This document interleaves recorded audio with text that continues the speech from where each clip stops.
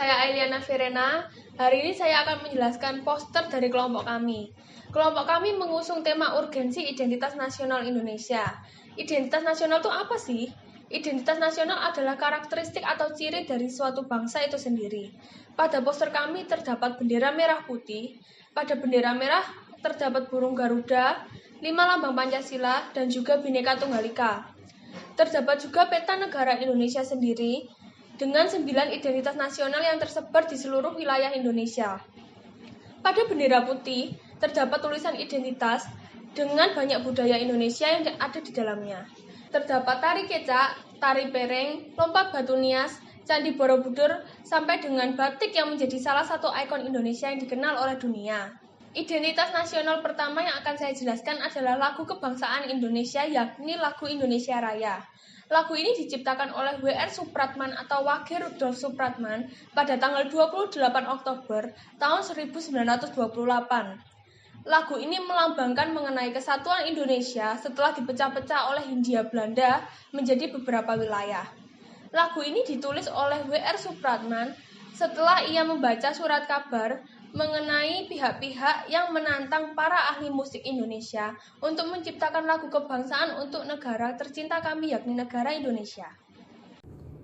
Perkenalkan, nama saya Gratia Bernika Lilianawati. Di sini saya akan menjelaskan mengenai bendera merah putih. Bendera merah putih merupakan bendera yang menjadi identitas kita sebagai bangsa Indonesia. Bendera merah putih pertama kali digunakan pada tahun 1928 dan berada pada pemerintahan kolonialisme.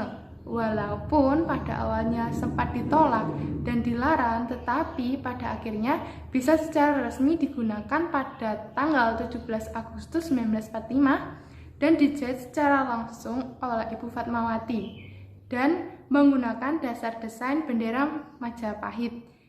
Dan dalam proses pembuatannya terdiri dari 9 garis warna merah dan 9 garis warna putih. Bendera ini memiliki makna yang terdiri dari nasionalisme, patriotisme yang tercermin di dalamnya. Bendera merah putih ini memiliki beberapa sebutan, di antaranya Sang Saka Merah Putih, Sang Merah Putih, dan juga Sang Briwarna, yang dimana memiliki arti 2 warna. Bendera merah putih ini memiliki filosofinya sendiri. Yang pertama yaitu bendera merah putih ini diambil dan tercermin dari Panji atau Pataka dari Majapahit yang berpusat di Jawa pada abad ke-13. Juga berdasarkan mitologi bangsa Austronesia. Filosofi yang selanjutnya berdasarkan ungkapan dari Soekarno bahwa bendera merah putih itu tercermin dari penciptaan manusia. Ada juga yang mengatakan bahwa bendera merah putih itu merahnya merupakan keberanian, putih itu kesucian. Dan selanjutnya bangsa Indonesia sendiri juga mengatakan bahwa merah putih itu juga bisa tercermin dari masakan Indonesia. Yang pertama merah itu dari gula aren dan putih itu dari beras. Yang sekarang orang Indonesia sering mengatakannya sebagai bubur. Selanjutnya juga ada yang mengatakan bahwa merah itu merupakan tanah Nusantara dan putih itu getah dari tumbuhan. Selanjutnya tidak hanya saya akan menjelaskan bendera merah putih, tapi juga saya akan menjelaskan mengenai Bhinneka Tunggal Ika. Tentu tidak menjadi hal yang asing lagi bila kita mendengar kata-kata Bhinneka Tunggal Ika. Bhinneka Tunggal Ika memiliki arti berbeda-beda tetapi tetap satu. Hal ini dikaitkan dengan adanya keberagaman di Indonesia.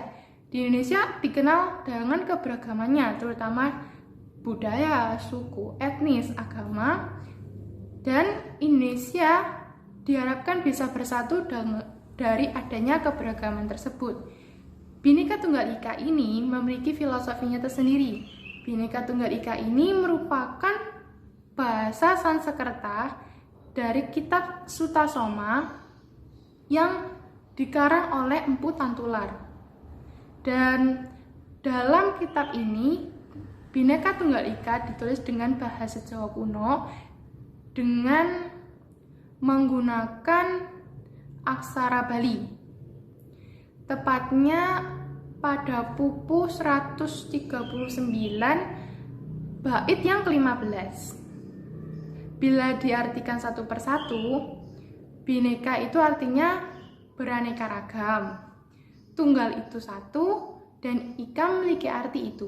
Jadi, bila digabungkan Bhinneka Tunggal Ika yaitu beraneka ragam itu satu. Kalian pada tahu kan lambang negara Indonesia itu apa?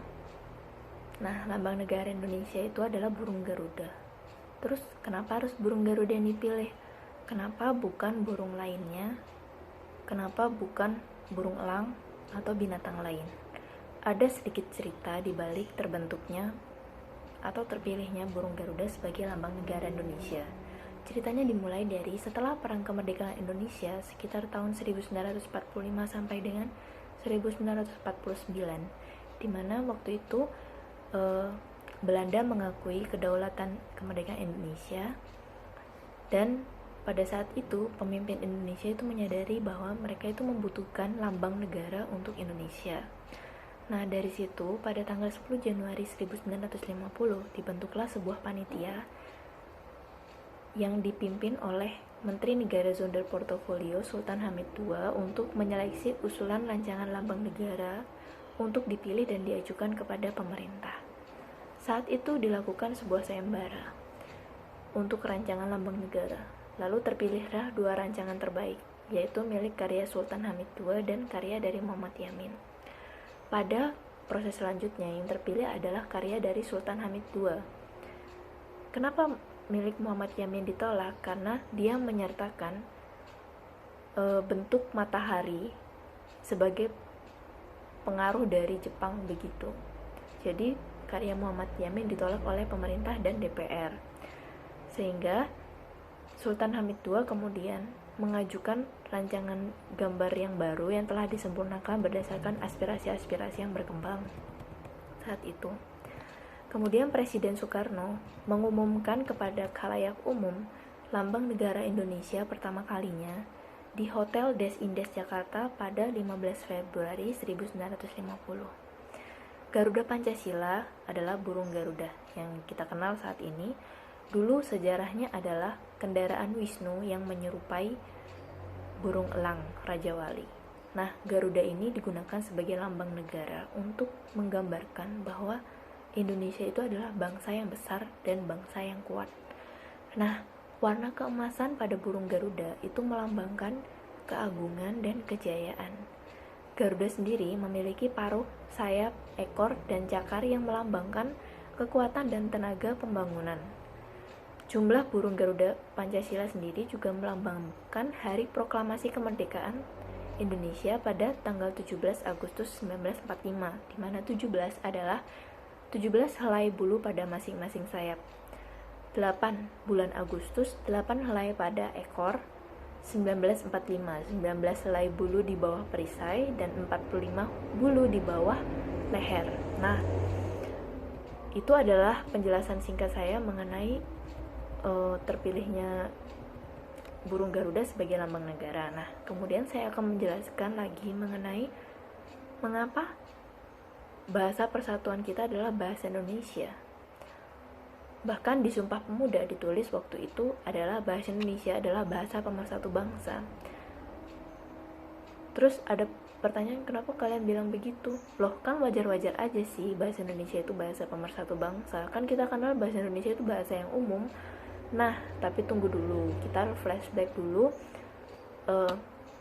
di zaman dimana Indonesia waktu itu belum merdeka.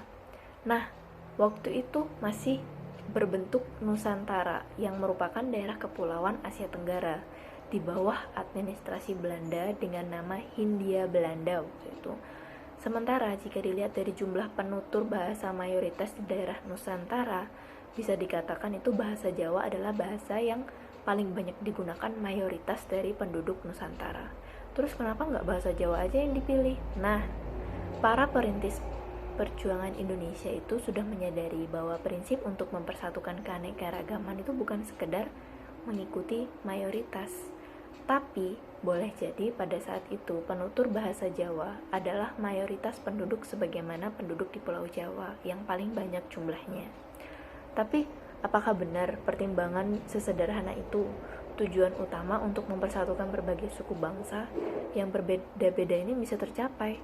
Ya belum tentu kan. Nah, tentu saja para konseptor Sumpah Pemuda itu lebih memilih menggunakan bahasa yang sudah meluas, yang udah diketahui dan digunakan dari ujung barat sampai ujung timur dari Kepulauan Nusantara. Perkenalkan, nama saya Welty Wong. Di sini saya akan menjelaskan mengenai Pancasila yang berarti identitas fundamental sebagai dasar negara, falsafah negara, dan ideologi negara. Nama ini terdiri dari bahasa Sanskerta, panca yang artinya 5 dan sila yang artinya prinsip atau asas. Pancasila merupakan konsep kehidupan yang dicita-citakan oleh suatu bangsa, pikiran yang terdalam dan gagasan dari suatu bangsa mengenai wujud kehidupan yang dianggap baik. 5 sendi utama penyusun Pancasila adalah ketuhanan yang Maha Esa, kemanusiaan yang adil dan beradab, persatuan Indonesia, kerakyatan yang dipimpin oleh hikmat kebijaksanaan dalam permusyawaratan dan perwakilan, dan keadilan sosial bagi seluruh rakyat Indonesia, dan tercantum pada alinea keempat pembukaan Undang-Undang Dasar 1945. Kemudian ada bentuk negara. Bentuk negara adalah Republik Indonesia yang berkedaulatan rakyat. Ada juga beberapa macam-macam bentuk negara seperti negara kesatuan, negara monarki, negara federasi, negara konfederasi, negara oligarki, dan negara demokrasi. Undang-Undang Dasar Negara Republik Indonesia tahun 1945 atau disingkat dengan UUD 1945 atau UUD 45 adalah hukum dasar tertulis konstitusi pemerintah negara Republik Indonesia yang mengikat lembaga-lembaga negara, lembaga masyarakat, dan juga mengikat setiap warga negara Indonesia dimanapun mereka berada, dan juga mengikat setiap penduduk yang berada di wilayah negara Republik Indonesia sendiri. UUD 1945 disahkan sebagai Undang-Undang Dasar Negara oleh PPKI pada tanggal 18 Agustus 1945. Sejak tanggal 27 Desember 1949, di Indonesia berlaku konstitusi RIS, dan sejak tanggal 17 Agustus 1950 di Indonesia berlaku UUD DS 1950, Dekret Presiden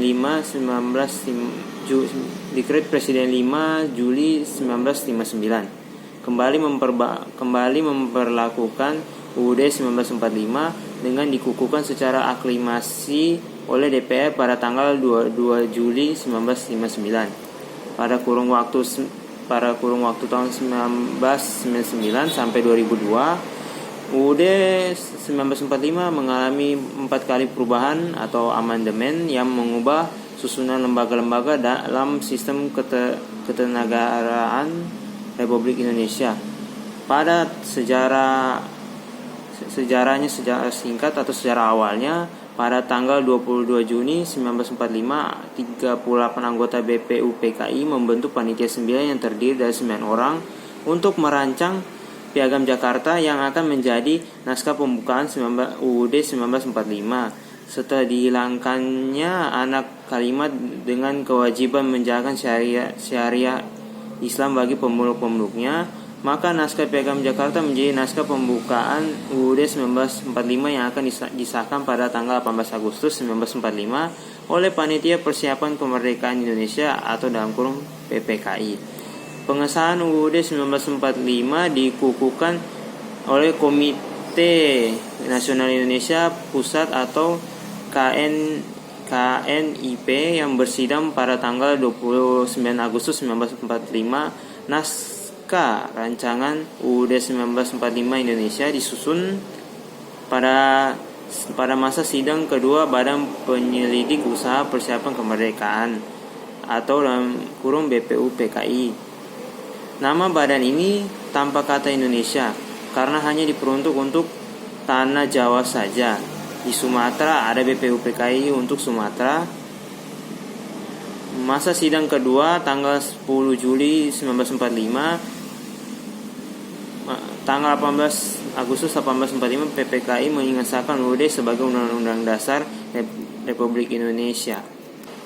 Selanjutnya ada pengertian tentang kebudayaan dan budaya yang sebenarnya memiliki pengertian yang sangat berbeda, tetapi ada yang mengira budaya adalah singkatan dari kebudayaan itu sendiri, sehingga banyak yang salah persepsi tentang kebudayaan. Sampai saat ini pun banyak ahli filsafat yang berbeda pendapat tentang budaya dan kebudayaan. Secara umum, kedua hal ini memiliki pengertian yang berbeda. Yakini budaya selalu mengarah kepada hal-hal yang berkaitan dengan budi dan akal manusia. Sedangkan kebudayaan selalu diartikan sebagai suatu kebiasaan yang diolah atau yang dikerjakan. Kebudayaan adalah sesuatu yang mempengaruhi tingkat pengetahuan dan meliputi pemikiran manusia yang yakini gagasan dan ide. Sehingga dalam kehidupan sehari-hari, kebudayaan itu bersifat abstrak. Kata kebudayaan juga memiliki arti yang sama dalam terjemahan bahasa seperti bahasa Sanskerta dan bahasa Inggris. Kebudayaan dalam bahasa Sanskerta berasal dari kata bud yang berarti akal, dikembangkan kemudian menjadi budi tunggal atau budayana majemuk. Jika diartikan kebudayaan adalah hasil pemikiran atau akal manusia. Namun juga ada yang berpendapat bahwa kebudayaan berasal dari kata budi dan daya, yang artinya budi merupakan unsur rohani dalam kebudayaan yang disebut sebagai akal, sedangkan daya adalah perbuatan sebagai unsur jasmani, sehingga kebudayaan diartikan sebagai hasil karya dari akal manusia sendiri. Yang kedua, kebudayaan dalam bahasa Inggris. Kebudayaan dalam bahasa Inggris ada culture. Kata culture ini berasal dari bahasa Latin yang artinya colore, yang berarti mengerjakan tanah. Dalam mengerjakan tanah, manusia mulai menghasilkan makanan sehingga meninggalkan kehidupan lama yang hanya memungut hasil alam dan mulai mengerjakan tanah, berarti manusia sudah berbudidaya. Dan kebudayaan ini juga memiliki sifat-sifatnya tersendiri. Seperti yang pertama, kebudayaan dapat diteruskan. Kedua, kebudayaan dapat dijabarkan dalam komponen yang memiliki struktur.